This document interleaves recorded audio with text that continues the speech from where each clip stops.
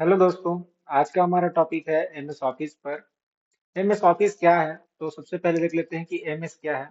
MS का अर्थ है Microsoft. Microsoft Microsoft एक कंपनी है जो कि अमेरिका की कंपनी है।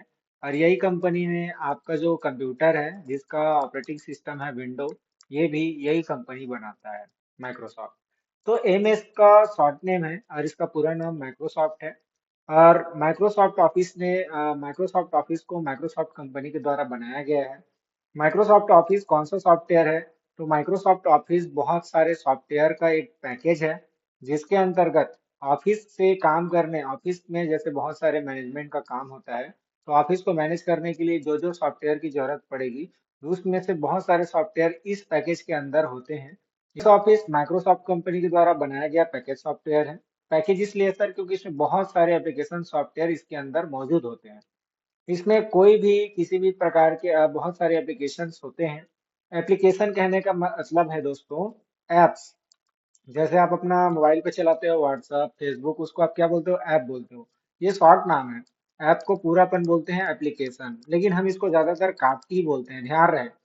जो आप मोबाइल में बोलते हो ऐप, उसको ऐप नहीं बोलते हैं, उसको बोलते हैं एप्लीकेशन। ये तो शॉर्टकट में आप बोलते हैं, ठीक है। तो व्हाट्सएप के जैसे बहुत सारे एप्लीकेशंस हैं आपके कंप्यूटर पर। एमएस ऑफिस के अंतर्गत बहुत सारे सॉफ्टवेयर हैं, वो भी एप्लीकेशंस की तरह ही होते हैं। लेकिन आपके मोबाइल में जो एप्लीकेशन होता है जैसे व्हाट्सएप फेसबुक, उसको आप चैटिंग पर्पज के लिए यूज करते हो। लेकिन एमएस ऑफिस के अंतर्गत जो सॉफ्टवेयर होगा, उसका उपयोग हम अपने ऑफिस के कार्य को करने के लिए करेंगे, ठीक है। तो इसके अंतर्गत बहुत सारे अलग अलग सॉफ्टवेयर आते हैं जिसका उपयोग करके हम ऑफिस के काम, पढ़ाई और निजी काम को कर सकते हैं। आगे चलते हैं।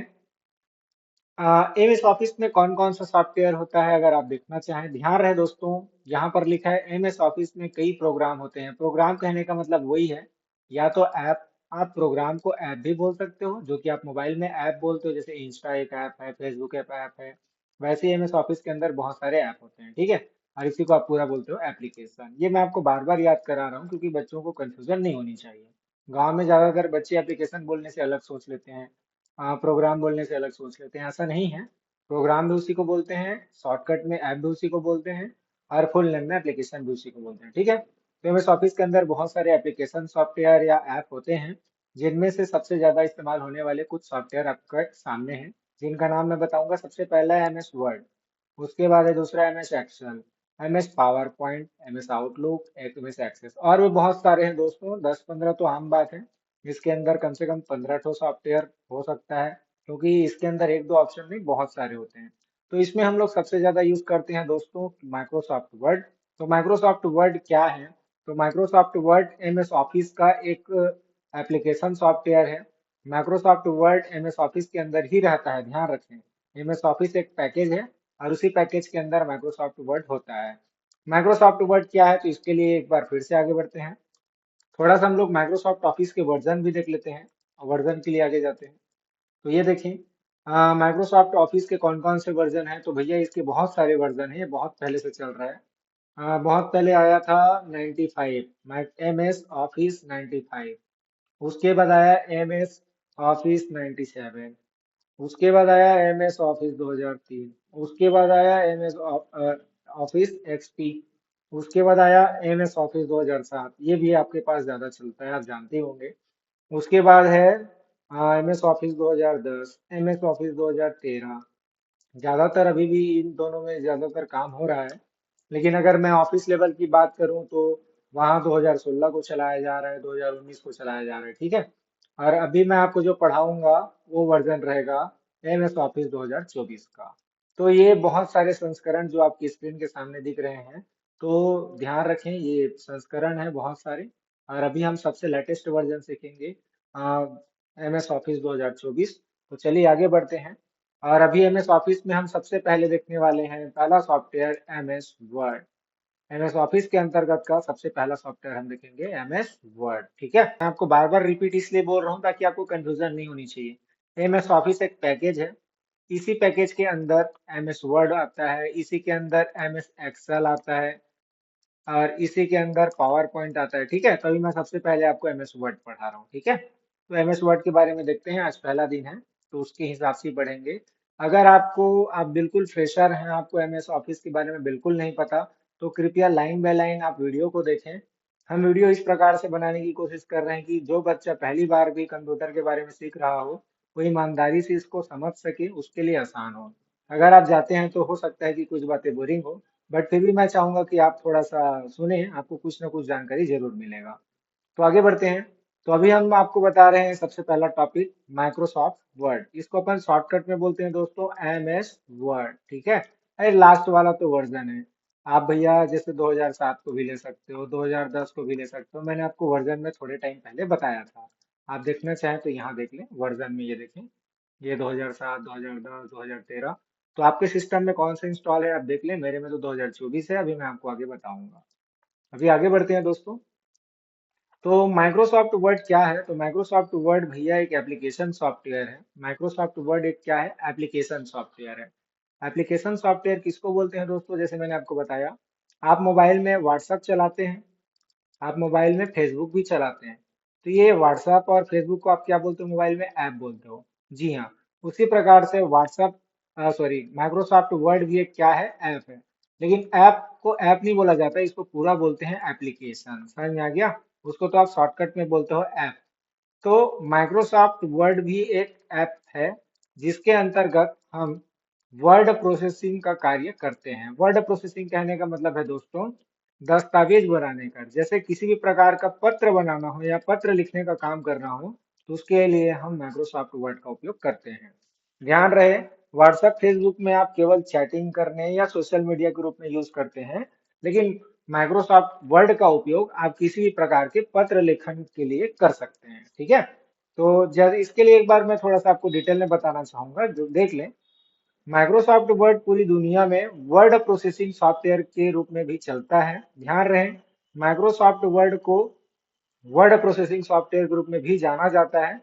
अगर आपसे कोई पूछे माइक्रोसॉफ्ट वर्ड को और क्या बोलते हैं, तो आप बोलें कि सर वह एक वर्ड प्रोसेसिंग सॉफ्टवेयर है, और ये पत्र लेखन या किसी भी प्रकार के डॉक्यूमेंट बनाने के लिए बहुत ज्यादा उपयोगी है माइक्रोसॉफ्ट वर्ड, ठीक है।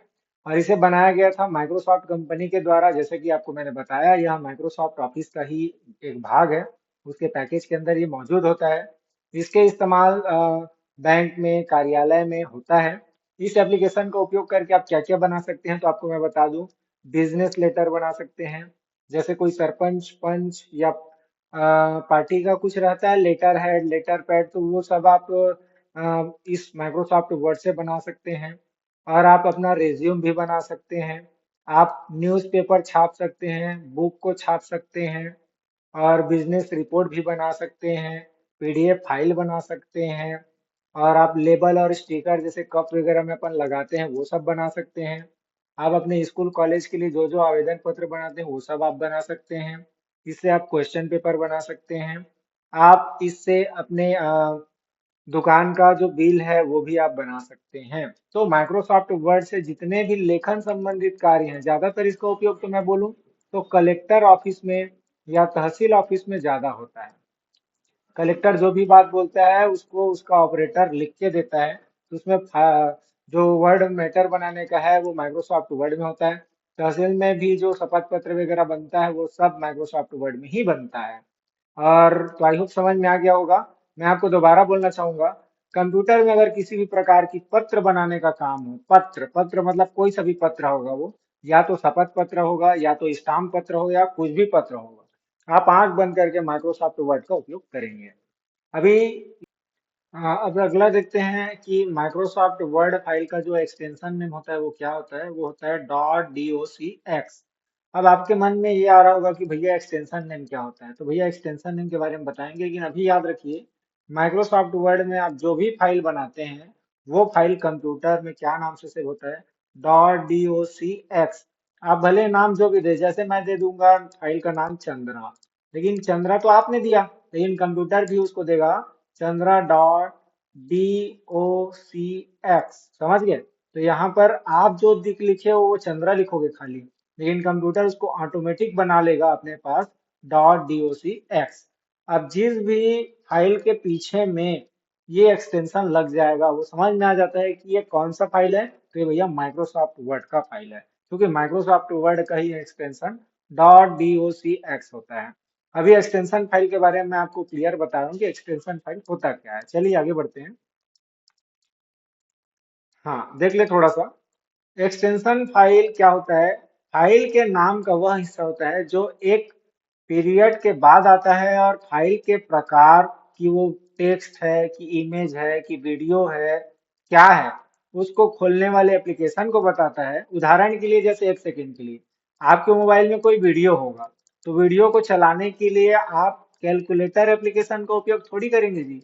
आप उसके लिए कोई ऐसा एप्लीकेशन का उपयोग करोगे जो वीडियो को चला सकता है। तो इसके लिए आपके मोबाइल में एक वीडियो नाम से कोई एप्लीकेशन होगा या एम एक्स प्लेयर का आप यूज करेंगे, क्योंकि वीडियो को समझने वाला एम एक्स प्लेयर या वीडियो नाम का एप्लीकेशन होता है, कैलकुलेटर नहीं। समझ गए?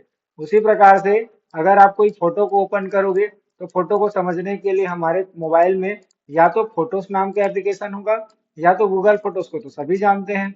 लेकिन फोटोस को खोलने के लिए हम कैमरा सॉरी कैलकुलेटर का यूज नहीं कर सकते, क्योंकि कैलकुलेटर गणना करने का काम करता है, फोटो को देखने का नहीं।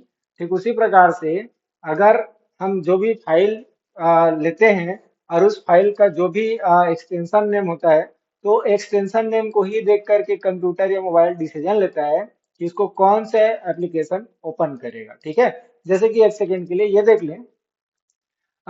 एक्सटेंशन फाइल क्या करता है? फाइल के प्रकार को पहचानता है। जैसे 1 सेकंड के लिए यह बताता है कि फाइल किस तरह का डेटा है। अगर वो फोटो है तो उसको फोटो में खोलेगा, अगर वो वीडियो है तो उसको वीडियो में खोलेगा, अगर वो माइक्रोसॉफ्ट वर्ड का फाइल है तो उसको माइक्रोसॉफ्ट वर्ड में खोलेगा। समझ गए? अगर कोई पीडीएफ है तो उसको कहाँ खोलेगा? पीडीएफ में खोलेगा। ठीक है जी, गुड। अभी आगे बढ़ते हैं और देख लेते हैं थोड़ा सा।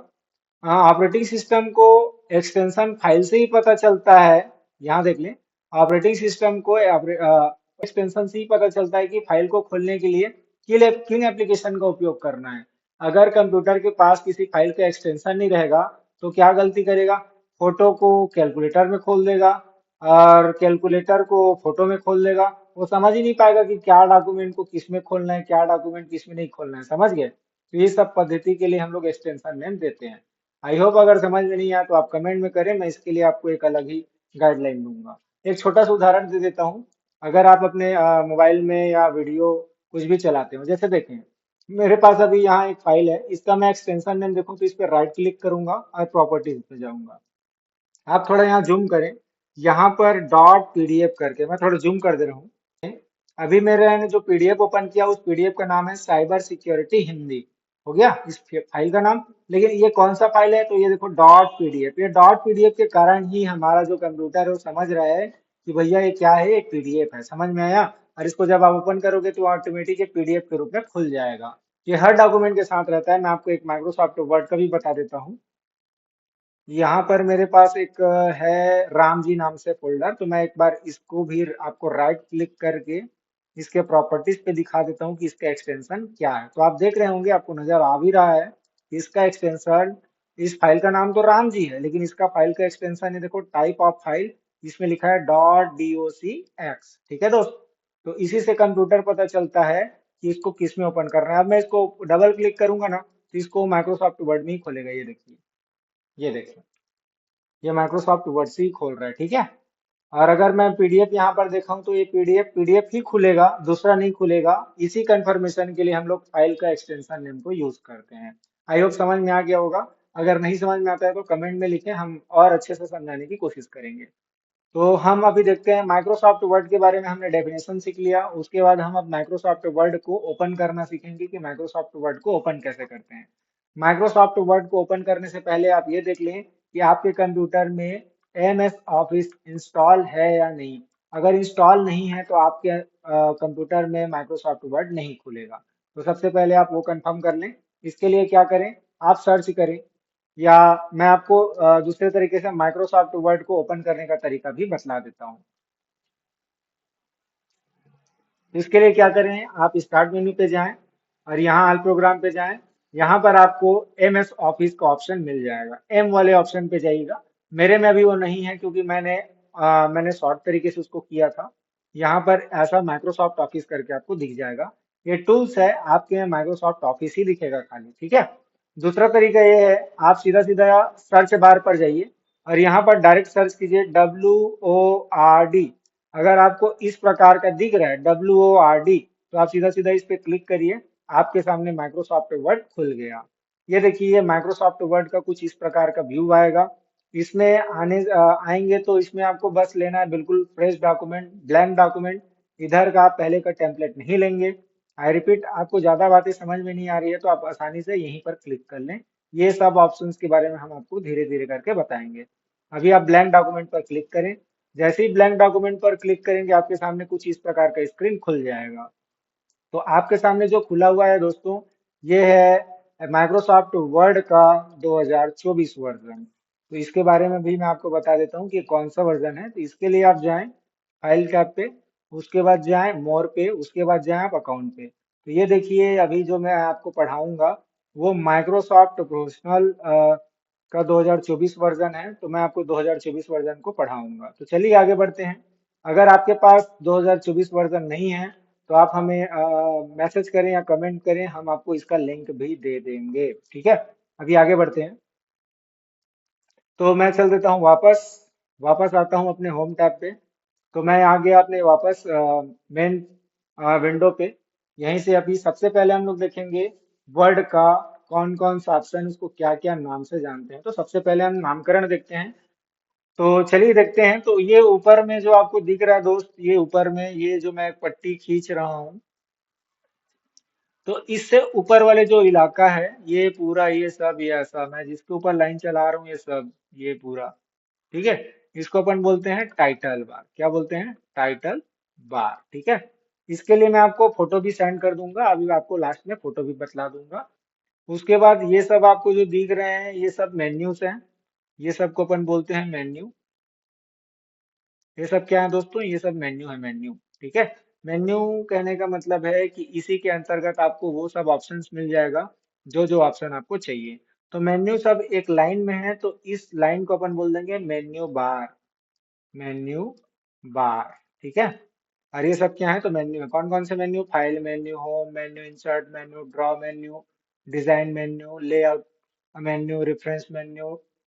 इसको हम एक और नाम से भी जानते हैं, उसको बोलते हैं अपन टैब। ठीक है, इसको मैं होम टैब, फाइल टैब या फाइल मेन्यू या होम मेन्यू बोल सकता हूँ। इसको दोनों नाम से जानते हैं, मेन्यू नाम से भी बोलते हैं, टैब नाम से भी बोलते हैं। ठीक है, अभी आगे बढ़ते हैं। तो अभी मेरे पास डिफॉल्ट रूप से जो ओपन है वो कौन सा है? तो होम मेन्यू है। कौन सा है? Home menu. होम मेन्यू के अंदर क्या क्या आता है तो आप देख लें, ये सब ऑप्शन आते हैं। होम मेन्यू के अंदर सबसे पहला आपका ग्रुप आएगा क्लिपबोर्ड ग्रुप, उसके बाद है पॉइंट ग्रुप, उसके बाद है पैराग्राफ ग्रुप, उसके बाद है स्टाइल ग्रुप, उसके बाद है एडिटिंग ग्रुप, उसके बाद है एडअप एक्रोबेट ग्रुप, उसके बाद है एडिंग ग्रुप। ठीक है, तो ये सब क्या है जो छोटे छोटे दिख रहे हैं, तो आप इसको ऐसा बोल सकते हैं क्लिपबोर्ड। ये सब के क्लिपबोर्ड के टूल्स हैं। ठीक है, और ये जो आपको इधर दिख रहे हैं, ये सब फंट ग्रुप के टूल्स हैं। ठीक है, उसके बाद ये क्या है? पैराग्राफ। तो ये सब क्या है? पैराग्राफ ग्रुप के टूल्स हैं। ठीक है, ये आपको दिख रहा होगा ऐसे करके एक बाउंड्री। ठीक है, तो उसके अंदर का है। और स्टाइल्स में ये सब स्टाइल ग्रुप के टूल्स हैं। ठीक है, तो अभी ध्यान रखें, इनको हम लोग ग्रुप बोलते हैं और ये सब उसके टूल्स हैं। अगर आपको कोई पूछेगा कि होम मेन्यू में कितने ग्रुप्स हैं, तो आप बोलेंगे कि सर इसके अंतर्गत टोटल 3 3 6 7 ग्रुप्स हैं। कौन कौन से ग्रुप हैं? तो क्लिपबोर्ड ग्रुप है, फंड ग्रुप है, पैराग्राफ ग्रुप है, स्टाइल ग्रुप है, एडिटिंग ग्रुप है, एक एडोब एक्रोबेट है, एडिन है। ठीक है, ये सब ग्रुप हैं। क्या है? ग्रुप। क्लियर? हाँ। तो अभी आपसे कोई पूछेगा कि पेस्ट वाला ऑप्शन किसके अंतर्गत होता है, तो आप बोलेंगे कि फाइल मेन्यू के अंतर्गत, क्लिपबोर्ड ग्रुप के अंतर्गत पेस्ट नाम का टूल होता है। तो ये सब क्या है दोस्त? ये सबको टूल्स बोलेंगे। क्लियर? तो ये देखो, ये फंड ग्रुप हो गया, और फंड ग्रुप के अंदर जो जो ये ऑप्शन मौजूद हैं, इन सबको हम बोलेंगे टूल्स। क्या बोलेंगे? टूल्स। क्या टूल्स? तो फंड ग्रुप के टूल्स। क्लियर? उसी प्रकार से आप अलग अलग मेन्यू पे जाएंगे तो आपको अलग अलग ग्रुप मिलने वाले हैं, और अलग अलग ग्रुप के अंदर अलग अलग ऑप्शन मिलने वाले हैं। ठीक है, अभी हम आगे बढ़ते हैं। तो अभी हमने देख लिया टाइटल बार, अभी हमने देख लिया मेन्यू बार, अभी हमने देख लिया ग्रुप, और अभी हमने देख लिया टूल्स। अब हम लोग देखेंगे यहाँ, ये जो आपको स्केल पट्टी की तरह दिख रही है, इसको अपन बोलते हैं रूलर। रूलर मतलब भैया ये आपके इसको बोलते हैं रोलर बार। ये आपके जो पेज की साइज है उसको नापने का काम करता है। ये दाएं में भी आपको नजर आता है इधर, ठीक है। अगला, ये जो आपको खाली कोरा कागज मिल रहा है, इस कोरा कागज को हम लोग बोलते हैं, इस कोरे कागज को हम लोग बोलते हैं, ये जो पूरा कोरा कागज दिख रहा है, ये है आपका वर्क एरिया। क्योंकि आप जो भी टाइपिंग करेंगे, जो भी कार्य करेंगे, उसको इस कोरे कागज में ही करेंगे, खाली जगह में ही करेंगे। तो इसको अपन बोलते हैं वर्क एरिया या टेक्स्ट एरिया। समझ में आ गया गाइस? टेक्स्ट एरिया, क्योंकि यही आप लिखने का या काम करने का कार्य करेंगे। अगला, आप थोड़ा नीचे तरफ ध्यान दें तो यहाँ पर आपको पेज नंबर, ये मैं जिसके ऊपर चला रहा हूँ इसको अपन बोलते हैं स्टेटस बार। एक पट्टी दिख रही है दोस्त, ये बीच में ऐसा करके, तो इसको अपन बोलते हैं स्टेटस बार। ये क्या है? स्टेटस बार, ठीक है। स्टेटस क्या है? कि ये आपके पेज की स्थिति को बताता रहता है कि अभी देखो मैं कितना पेज ओपन किया हूँ, तो आप देखो 1 of 1, मतलब मैंने अभी एक ही पेज ओपन किया है। अगर मैं 2 पेज ले लूँ तो आप देखिएगा इसमें 2 पेज आएंगे, ये देखो। तो अभी मैंने कितने पेज लिया? 2 पेज। कौन कौन सा? एक पेज ये और एक पेज ये, तो 2 पेज मैंने ओपन कर लिया। अभी और देखो इसमें कितने वर्ड हैं, तो अभी कुछ टाइप नहीं, इसीलिए 0 वर्ड दिखा रहा है। तो इसमें आप कुछ टाइप करिए, ये देखिए मैंने यहाँ 2 वर्ड लिख लिया, तो ये बता दिया कि कितने वर्ड है इसमें, 2 वर्ड है। अभी जो मैं यूज कर रहा हूँ वो इंग्लिश लैंग्वेज में है। अभी एसेबिलिटी को अभी टू गुड में है, अच्छा क्वालिटी में है, कोई बेकार नहीं है। अगर आप फोकस करेंगे तो आपका पेज का साइज बड़ा हो जाएगा, पेज में आपको फोकस करने लग जाएगा। अगर आप इसको रीड मोड पे करेंगे तो आप लिख नहीं पाएंगे, खाली देख पाएंगे, जैसा कि आपको दिख रहा हो, ठीक है। ये देखो दिख रहा है, थोड़ा सा जूम हो गया है इसीलिए आपको थोड़ा नजर नहीं आ रहा है, ठीक है। ये जूम मैनेज को भी बताएंगे आपको। अभी ये रीड मोड पे है, खाली पढ़ने का काम करेगा। उसके बाद ये है आपका नॉर्मल मोड, जिसमें हम लोग प्रिंट लेआउट भी देख सकते हैं, इसको प्रिंट लेआउट भी बोलते हैं। उसके बाद हम लोग का वेब लेआउट है, वेब मतलब जैसे इंटरनेट का ब्राउजर रहता है कुछ वैसा। उसके बाद इसको तो ज्यादातर हम लोग नॉर्मल लेआउट पे ही रखेंगे, जिसको आप प्रिंट लेआउट के नाम से जानते हो। और उसके जस्ट बगल में हमको मिल जाएगा जूम करने का और जूम आउट करने का। आप पेज को कितना अपने नजदीक ला सकते हो, अपने से कितना दूर रख सकते हो, ये करने के लिए आप जूम इन जूम आउट का उपयोग कर सकते हो।